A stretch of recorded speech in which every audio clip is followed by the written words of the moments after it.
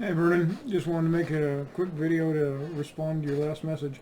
I actually wrote you a written comment, and my twitchy hands as I was moving to hit the save button, my mouse got stuck under something and managed to delete everything that I'd written. So I'm figuring I'm just going to make you a quick video and send it off. My problems with Mr. Crater were pretty much exactly the same as what you've experienced, I think. I've got a couple of other issues with him.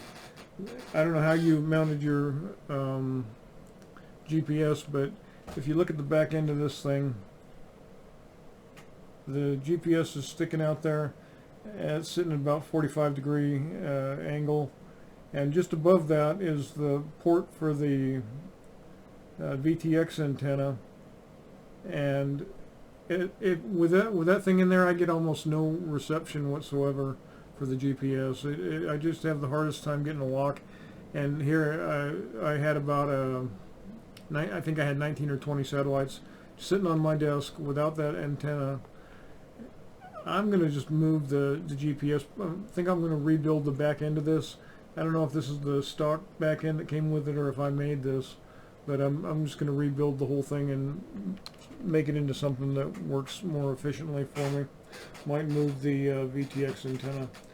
But the other issue that you had, or maybe the issue that you had, you were wondering if the motor thrust hover might be doing the harm, or maybe you had decided that that was what was doing the harm. And I would concur that motor thrust hover signal or parameter is absolutely a key component to making these things hover correctly in altitude hold and position hold too.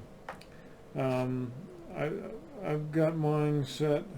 Let me switch over to that screen here quickly, if not sooner. There, I've got mine set for motor thrust hover is 0.135634. Obviously I've got something that's gone in there and made that adjustment. It might even be the motor thrust hover changing the parameters, or the auto tune changing the parameters, which I do use the auto tune. I think the setting there is 2 to make it auto tune for altitude hold. So anyway, that's about all I got. I just wanted to clear that up. I do have a couple of things I want to share with you. I made a video on Ms. Bumble, and a couple of things that I've done differently with this quad that I just love is I made these. Oh, hold on. Guess I'll turn the screen back.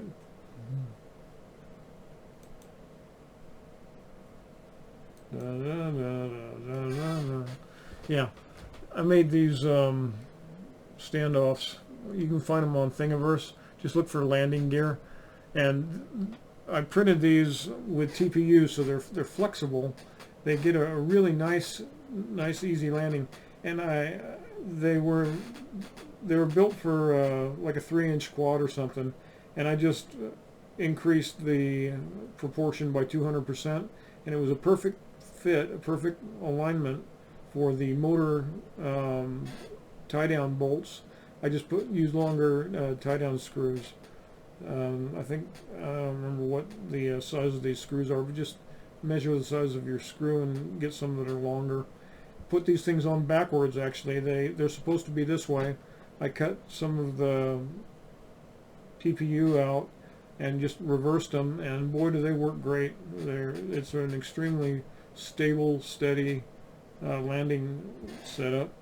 The other thing that I did is, I know you're using these lithium-ion packs like I am. For Mr. Crater, he only likes 4S batteries. He doesn't like the 6S batteries. And I don't know if your Evoke is going to be the same, but I suspect it will, because I think we built them out of the same components. But he just shakes and shimmies real bad if you stick a 6S in him, and I think it gives him heartburn or something. I know it would me.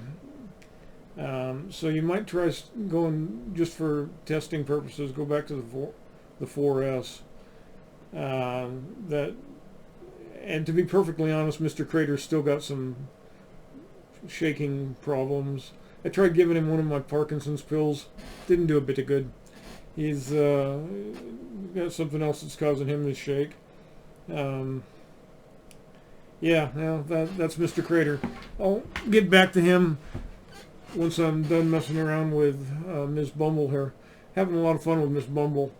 I'll post another video that goes into her a little bit more in depth in the same time I post this video back to you. So that's all I got, buddy. Good luck with your Evoke. I think it's time to give that drone a name. It's developing some real personality quirks. I don't know.